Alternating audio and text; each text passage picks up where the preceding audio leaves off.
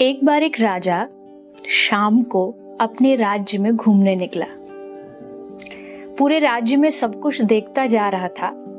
तभी उसने देखा कि सड़क किनारे माटी में एक फकीर बैठा है और मिट्टी को हाथ में लेकर के एक बालक की भांति बच्चे की तरह उस माटी से खेल रहा है। राजा ने देखा और राजा के मन में आया कि शायद ये फकीर के पास रहने के लिए घर, खाने के लिए भोजन, पहनने के लिए कपड़ों की कमी है, तो क्यों ना एक राजा होने के नाते मैं इसकी थोड़ी मदद करूं। पर वो ये नहीं जानता था कि फकीरों की, संतों की मस्ती अलग होती है। राजा गया, संत से निवेदन किया कि महाराज आप मेरे राज्य में चलो और मेरे महल में रहो, मैं आपके लिए पूरी व्यवस्था कर दूंगा।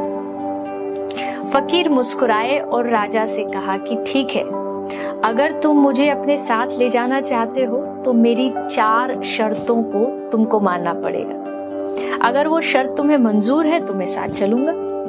राजा ने कहा कहिए आपकी कौन सी शर्तें हैं। फकीर ने कहा मेरी पहली शर्त, मैं खूब सोऊंगा लेकिन तुम नहीं सोओगे।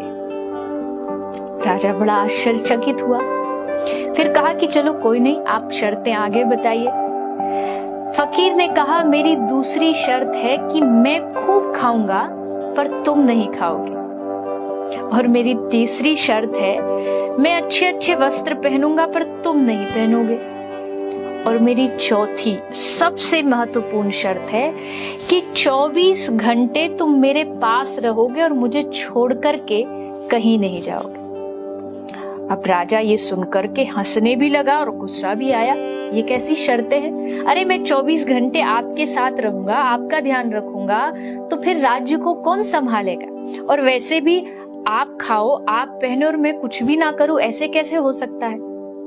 तो फकीर ने मुस्कुराते हुए कहा ये चारों शर्त तुम नहीं कर सकते, मैं तुम्हारे साथ नहीं चल सकता। क्यों?